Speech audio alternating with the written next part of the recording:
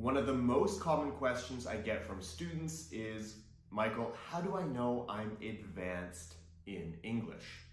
And that's an amazing question, which is why in today's video, I'm going to test your knowledge. I'm going to give you 15 advanced words and phrases in English, and let's see how many you get right. My name is Michael Anton. I'm an English communication coach, and it's my goal to make you fluent. Now, before we get into the video, I have an amazing surprise for you at the end. I'm going to give you a chance to win a free private 1-hour Zoom call with me. So if you want to win this Zoom call, make sure to watch until the end of the video. With that, let's get into the lesson and look at the first phrase on our list. Now, the first phrase on our list is to live vicariously through someone or something. When you live vicariously through someone or something, it means you live through their actions. You aren't directly experiencing something. Instead, you're living through them. You're listening to them, you are hearing from them, you're watching them, and we say you're living vicariously through them. For example, when my brother was in Europe, I lived vicariously through the photos he sent me. I wasn't in Europe myself, my brother was there, and he was sending me photos. I was enjoying watching him experience his vacation. I was living vicariously through him. Another example, she lived vicariously through watching travel videos. She didn't travel herself, she just lived vicariously by watching travel videos. Now, the next word on our list is perseverance. Perseverance. Now, perseverance is the ability to keep going and not give up. If you're in a difficult situation and you practice perseverance, it means you keep going, you don't give up, you don't let yourself be put down by this difficult situation. For example, Sarah's perseverance when learning the piano paid off when she played her first song without mistakes. She went through a lot of struggle, she went through a lot of difficulty to learn the piano, but she had perseverance. And that perseverance paid off when finally she was able to play piano without mistakes. Here's another example. Hard work, determination, and perseverance are some of the best qualities in the most successful people. Perseverance. Now, the next word on our list is benign. So the G is silent. We don't pronounce it. We say benign. Benign. Now, when something is benign, it's not dangerous, it's not harmful, it's not a threat to your life. For example, I was worried about the test results, but thankfully the tumor or the growth turned out to be benign. So you can have a tumor, which is a lump, you can have a growth, something on your body, and it can either be benign or cancerous. If it's cancerous, it's obviously cancer, it's dangerous, but if it's benign, it's harmless. It's not going to hurt you. It's benign. And lastly, the benign tumor on her leg did not cause her any pain. It was benign, it was harmless. Now the next word on our list is feeble. And the word feeble means weak. It's a synonym for weak. And when you're feeble, you don't have physical or mental strength. Maybe you're sick, maybe you're getting older.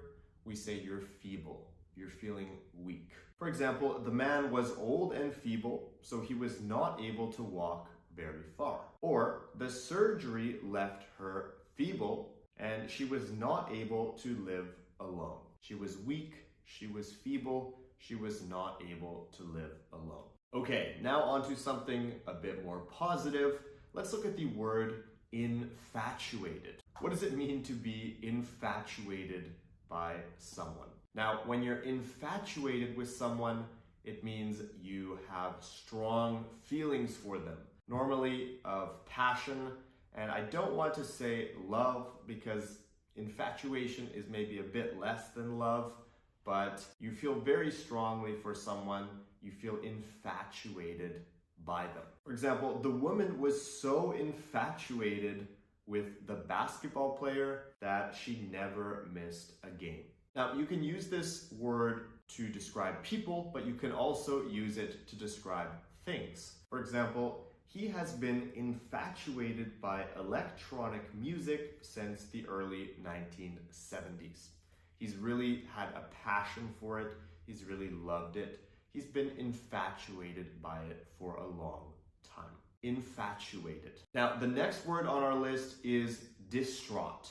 Again, the GH sound here is silent. We say distraught. Distraught.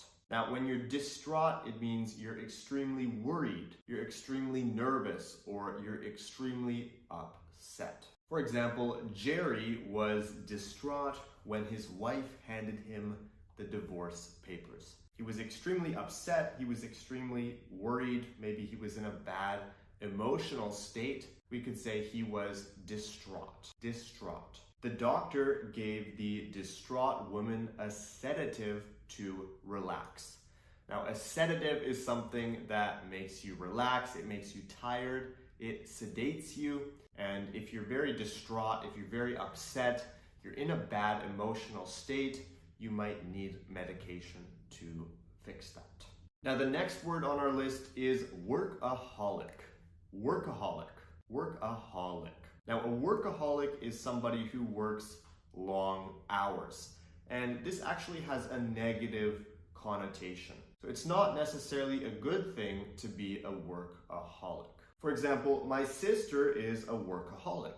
She works 60 hours a week. She works a lot.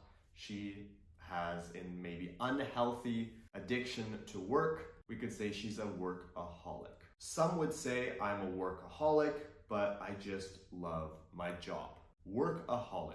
Workaholic. Now, before we continue the video, I hope you're finding this lesson useful, and I want to give you an amazing opportunity to get 3 exclusive bonuses with me and a private Zoom call. Now, I'm only going to be selecting one amazing student to join me on the private 1-hour Zoom call, but you have to apply if you're interested. So if you want to get these 3 bonuses and the chance to win an exclusive 1-hour private Zoom call with me, I'd love to invite you to go to the video description and fill out a quick survey. This survey is really going to help me learn more about what my audience needs and wants and how I can continue to support you improve your English. The survey is only going to take a few minutes, and it's really going to help me.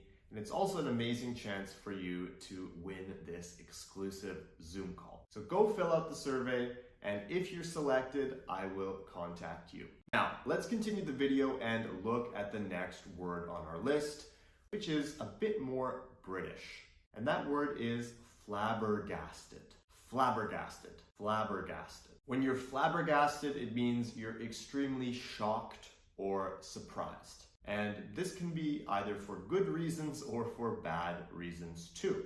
For example, Gina was flabbergasted when the doctor told her she was expecting quadruplets. Now, a quadruplet is when 4 children, 4 babies are born at the same time. Those are quadruplets. There are twins. There are quadruplets. So twins are 2 and quadruplets are 4. So if somebody tells you, or the doctor tells you, you're expecting 4 children, you might be flabbergasted. You might be shocked. When I was standing next to my favorite celebrity, I couldn't speak. I was shocked. My favorite celebrity was right there. I was flabbergasted. Again, this word is a bit more common in British English, but Americans will also understand it too. Now, the next phrase on our list is to pull yourself together. What does it mean when you say, I'm going to pull myself together? When you pull yourself together, you take control of your emotions and you behave in a calm way. For example, after hearing the bad news, I needed a few minutes to pull myself together. I needed a few minutes to calm down, to take control of my emotions, to pull myself together. Before the meeting with her boss, Linda had to pull herself together so that she wouldn't make any mistakes. She had to calm down, she had to take control of her emotions. Maybe she was nervous, maybe she was worried, stressed, whatever. She had to pull herself together. Now, the next word on our list is a verb, and that verb is to appraise. To appraise. What does it mean to appraise? Well, when you appraise something, you determine the value of something. And this word can be used in many different situations, but it's very commonly used in connection with art. For example, art dealers appraise the value of artwork. Now, you can also take your watch to be appraised by an expert. So an expert watchmaker will look at your watch and he or she will appraise the watch to determine the value, to determine how much that watch is worth. To appraise. Now, the next word on our list is actually a phrasal verb, and that is to lash out at someone. Now, when you lash out at someone, it means you get angry with them. You lash out at them, you display emotion, you get angry or you get mad. For example, my friend lashed out at me, but he later apologized. Or you could say, I hate it when my boss lashes out at me. I hate it when he gets angry at me. I hate it when he lashes out at me. Now, the next word on our list, well, it's actually two words, is digital detox. Digital detox. Now, you might hear this, and a digital detox is essentially when you take a break from your phone. You take a break from your computer, you take a break from your phone. We say you have a digital detox. For example, this summer, we are going on a camping trip to do a digital detox. So no phones allowed, okay? The purpose of this trip is to relax. We're there to enjoy ourselves, enjoy nature. No phones allowed. We're taking a digital detox. After my digital detox weekend, I felt refreshed and more focused, ready for the week. Have you ever taken a digital detox? Let me know in the comments below. I know I have, and it really helps your mental health when you can unplug, you can disconnect from your phone for a little bit of time.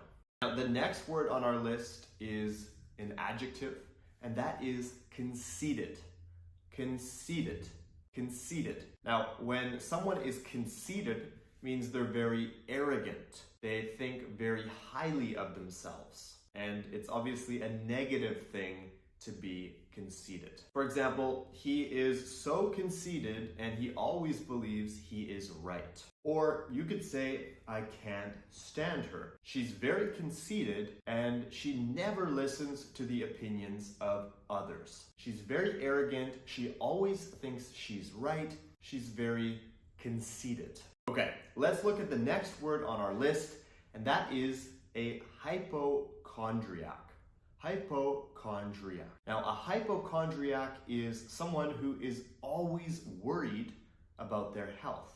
They might think they always have some new disease or something is wrong with them. For example, my brother is a real hypochondriac. Every time he reads about a new disease, he thinks he has it. As a hypochondriac, he often misinterprets normal bodily sensations as signs of serious illness. So if you're a hypochondriac, maybe any little pain or any little symptom will cause you to believe you have a serious illness. That's called being a hypochondriac.